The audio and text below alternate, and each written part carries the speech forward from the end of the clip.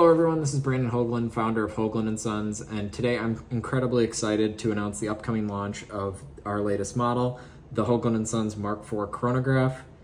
There'll be a link in the description below for you to check out the campaign, and it's incredibly important that if you're interested in following this campaign and supporting it, that you hit the Notify Me on Launch button on Kickstarter.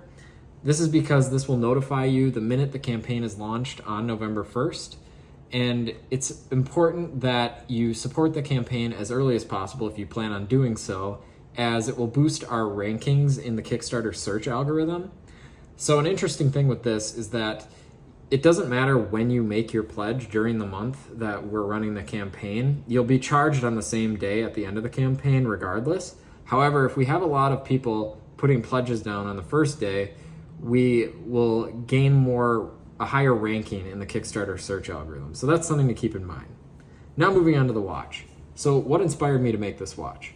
Really what this watch is a Mark I chronograph, our first model, but improved in every way. And the reason I chose to sort of recreate this model is that I've had so many requests to restock the Mark I, and I just haven't been able to do that. Reason being, I didn't really want to make the same watch again.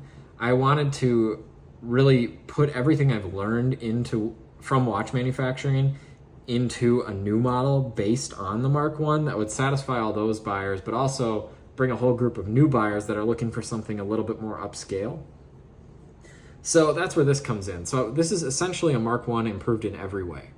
So what I mean by that is starting off with the dial. So this dial has a much more three-dimensional appearance to it. The reason being the pulsometer scale, which is used to calculate a patient's heart rate. I did that because I'm a neurosurgery resident and it was something medical to include it in the watch that is also very practical and is unique among chronographs.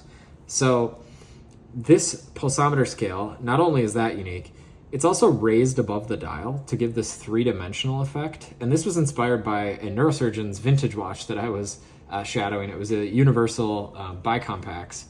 And I just thought it was so cool that it creates that three-dimensional element. Further accentuating the three-dimensional element is the applied indices, which have Swiss superluminova along with the hands. And this is just an improved aspect relative to the Mark I, not only because there's more lume on the watch, the applied indices just appear sharper and more high quality on this piece. So additionally with the dial, we have two dial options. The Mark I was only available with one dial option. We have a Panda, as well as a reverse Panda. So you can really kind of mix and match with straps and just your own personal preference with the piece based on the multiple options we have available. Furthermore, the dials themselves have a glossy finish to them. I think that adds an element that appears higher quality. Moving on to the case, we have a 40 millimeter diameter stainless steel case, 20 millimeter lug width that is fairly similar to the Mark I. The thickness is improved, so it's a 12.5 millimeter thickness, and that includes the crystal.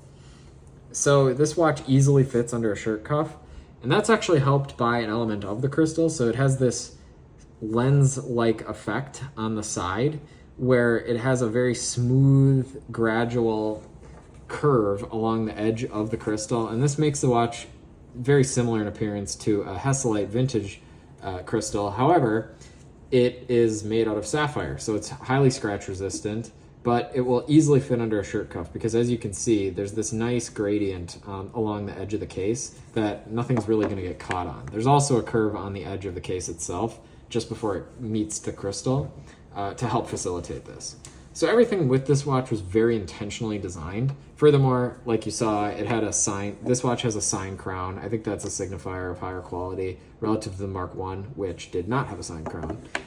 So again, I've really put everything I've learned from the multiple models that I've launched into this piece.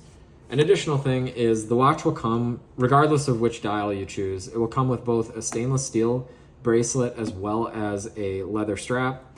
This is the same leather strap that was used on the Mark I and the Mark II and is extremely comfortable. That's why I've kept using it. I didn't really see a reason to replace it because people frequently would tell me on social media or just via email that how much they like the straps. Additionally, the bracelet is the same one on the Mark III, which I've also had excellent reviews about. It's a little bit bigger, again, to meet the 20 millimeter lug width. Furthermore, both the straps have an easy link system, which you can see here. So you don't actually need a spring bar tool to change the straps. You can also use any strap that you have, as long as you have your own spring bar. Just because the 20 millimeter lug width is pretty universal. It's very easy to find 20 millimeter straps, so you can customize it with whatever you want. And I see my chronographs kind of all over social media with very interesting and cool straps that people have chosen to put on. So moving on to the movement. So this watch has a Seiko VK64 movement. I chose this purely because of its reliability and also the fact that I think it's really cool how with a quartz movement, so you get that excellent accuracy, but you also have a chronograph module on the top that is similar to a mechanical chronograph. So unlike a quartz chronograph, which would have ticks at every second, this watch has a smooth seconds hand on the chronograph, like you can see there. And then I'll stop it, and then it also resets like a mechanical chronograph by just popping back to the 12 o'clock position. I think that that's something that's really cool. It was used in the Mark I. I have had excellent reviews and experience with this movement. It has great reliability that I think is significantly better than the mechanical chronographs offered in this price range. And I really experienced that with the Mark II. It's just such a delicate movement that it wasn't quite as reliable as a Seiko. So I really wanted to just put a Seiko movement in this. I've used Seiko movements in the Mark III for the GMT, which has had excellent reliability. And that was essentially the main reason why I chose to use that in this watch. So moving on to the wrist shots with this piece. So as you can see, I have about a 6.5 inch wrist just for comparison purposes. You can see this will easily fit under a shirt cuff. I think it looks really cool. I think the crystal provides an excellent three-dimensional lens-like effect that you don't see on a lot of watches in this price range. I'll show you it on the bracelet here. And if you want to see what the panda dial looks like on the bracelet, you can go to the Kickstarter campaign. I have tons of pictures of this model on there, so you can really see it in a lot of different elements and views.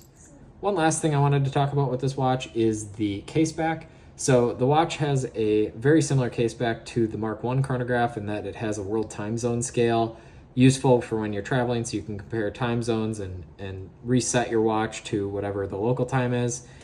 It also has an interesting feature on the world time zone scale in that I replaced the Chicago time zone with Minneapolis just to give a tribute to my home city where this brand is from and where I currently live and do neurosurgery residency. It also has very useful conversions, things like miles per hour to kilometers per hour, also useful mainly when you're traveling. So just to wrap up the video here, I have linked the Kickstarter campaign in the description below. Again, it's really helpful if you make a pledge on the first day. It doesn't really matter to you as far as when you'll be charged. It'll be charged at the end of the month. But it can really help the campaign if we have a lot of people pledging at the beginning because it will boost our rankings on Kickstarter. So thank you so much for watching this video. I'm happy to respond to any questions. There's forms on my website you can fill out. I'll also be checking the comment section below for any questions you may have about this piece. So I'm really looking forward to seeing how people respond to this watch, and I'm excited for your feedback. Thank you.